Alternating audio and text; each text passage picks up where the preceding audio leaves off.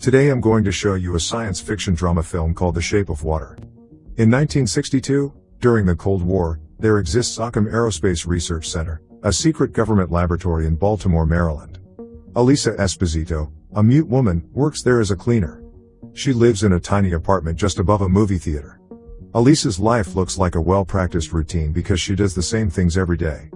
Ever since she was a child, Elisa already had wounds on her neck, and she constantly wonders where it came from. Her next-door neighbor, Giles, a middle-aged illustrator, is one of Elisa's closest friends. Her neighbors are relatively nice to her as she is a polite and friendly woman. She always takes the bus on her way to work, and she is always welcomed by her closest coworker, Zelda Fuller. When other coworkers harass or intimidate Elisa, Zelda always stands for her. Both of them are in charge of keeping rooms and other facilities clean. Their work consists of going around offices and rooms that higher executives use. On a typical work shift, one of the officials announces that a new and valuable asset is added to the research center, captured from South America. A vessel is brought inside along with Colonel Richard Strickland, the one in charge of the project. As Elisa takes a closer look at the vessel, something from the inside thumps it, grabbing everyone's attention. Frightened and confused, the two ladies leave the room and go about their work. While cleaning the men's restroom, Elisa and Zelda meet Colonel Strickland, who immediately gives off a very menacing vibe. A while later, they both hear a scream from the room where the vessel is placed. Strickland emerges to the hallway with 2 fingers missing from his left hand, making the guards run to his rescue. Elisa and Zelda are assigned to quickly clean the bloody room where they keep the new asset. As Elisa splashes a bucket of water on the floor, Colonel Strickland's 2 missing fingers come out from a corner. Elisa carefully places it in a bag to send it to the hospital. She walks toward the vessel and discovers that the asset is an amphibian man. Fascinated by it, Elisa comes back to the room the next day to see the amphibian man once more. She knocks gently at the vessel, but the amphibian man is now transferred to a small pool just beside it. She calls its attention by offering it a boiled egg. The chained creature comes closer. Elisa takes a good look at it and places the egg in front of the creature. In the next following days, Elisa continuously sneaks into the room to spend time with it as she feeds it boiled eggs. She even teaches it to use sign language, and out of kindness, she plays music for it.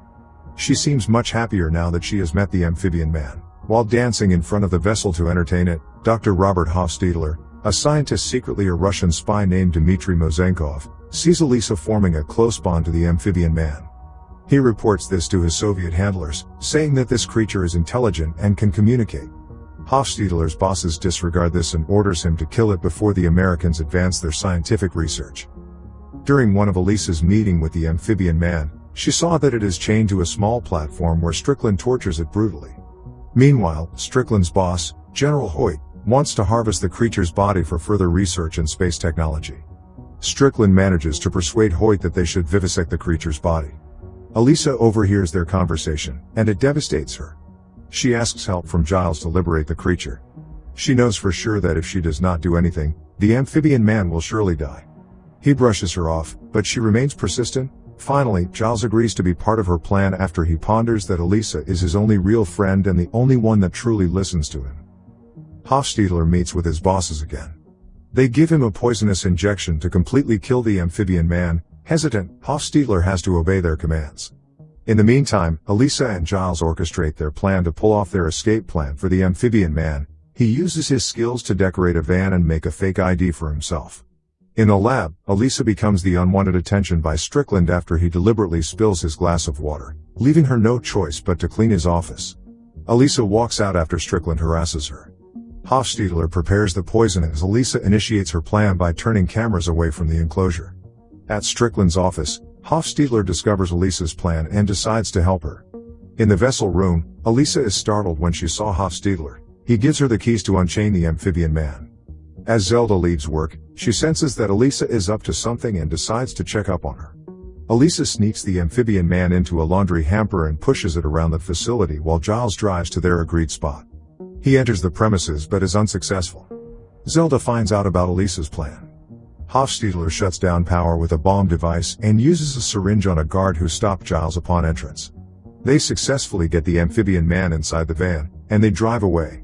At the same time, Strickland and the security team rush to the exit but are too late. This left him devastated and furious. Elisa, Giles, and the amphibian man safely arrive at Elisa's apartment. The creature is kept in the bathtub with chemicals that Hofstadler instructed her to submerge it in to maintain the amphibian man's health. The amphibian man regains his strength after being out of the water for some time.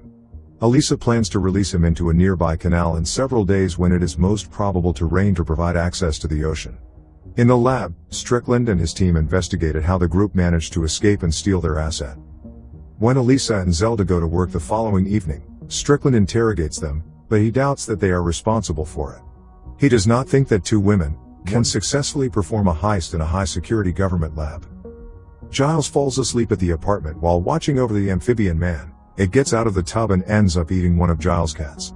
He startles the amphibian man, it ends up scratching his arm, and it also runs out of the apartment.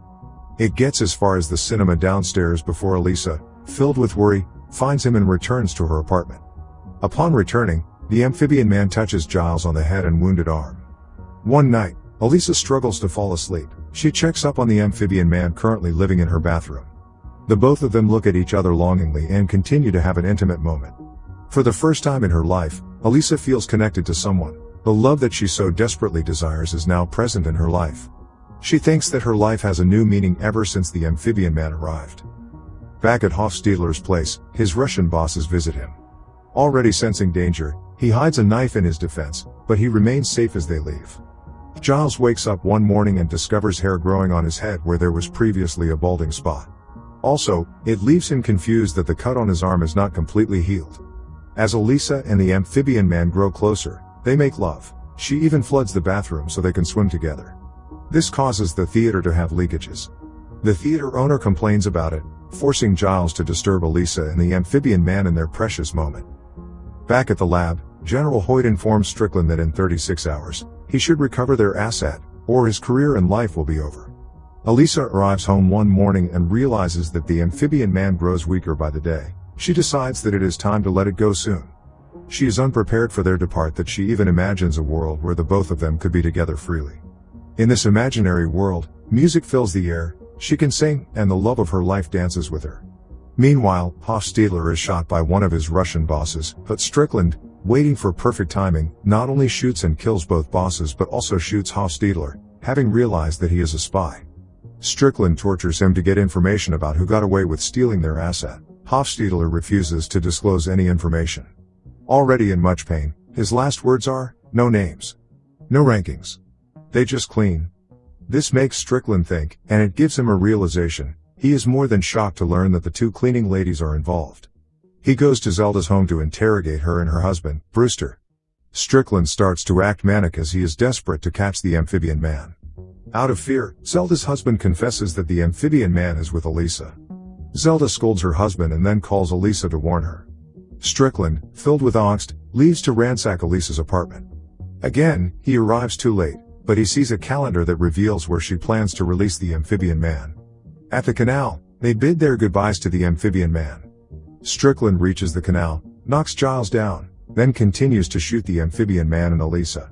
Accepting their fate, they hold hands dramatically. Giles manages to get up and hits Strickland down. The amphibian man gains its strength and heals its own bullet wounds. Strickland is impressed and calls the amphibian man a god before it slashes Strickland's throat with its claws. As the police arrive, the amphibian man takes Elisa into the water. This happens as Giles and Zelda watch in sadness and despair. The amphibian man kisses Elisa underwater and touches the wounds on her neck. This instantly revives her. They remain underwater, in love and happy that they can be together.